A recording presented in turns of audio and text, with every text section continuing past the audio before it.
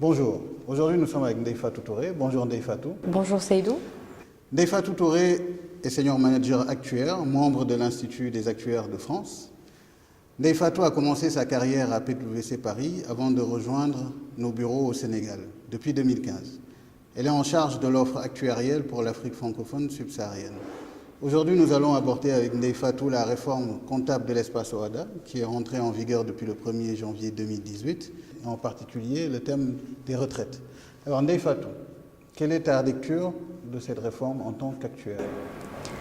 Je perçois la réforme, et en plus particulier des dispositions comptables relatives aux indemnités de départ à la retraite, comme une opportunité que les entreprises peuvent saisir pour optimiser leur gestion des risques, améliorer leur transparence financière et converger vers les normes IFRS.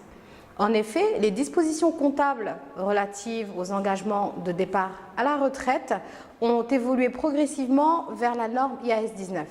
Initialement, dans ses premières versions, le référentiel comptable ne traitait pas des engagements de retraite. Ensuite, on a eu un enregistrement en hors bilan.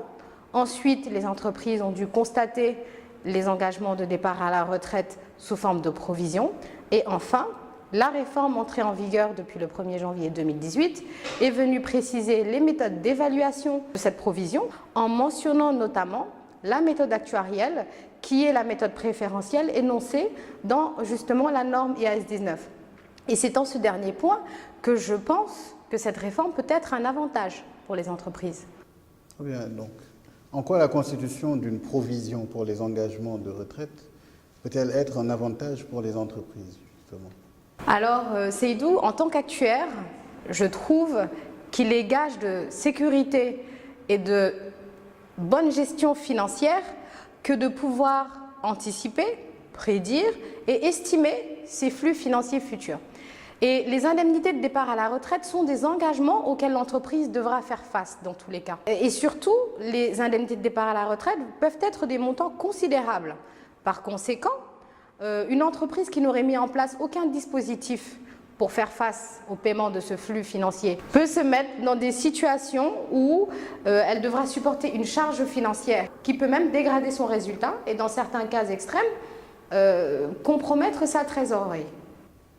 Bien, donc si nous comprenons bien, il suffirait tout juste de calculer la provision. En quoi est-ce que la méthode actuarielle, du coup, serait-elle la préférentielle? Non, il ne suffit pas, c'est tout juste de calculer la provision, peu importe la méthode. Bien entendu, cette provision, pour qu'elle puisse jouer pleinement son rôle, se doit d'être suffisante et correctement estimée.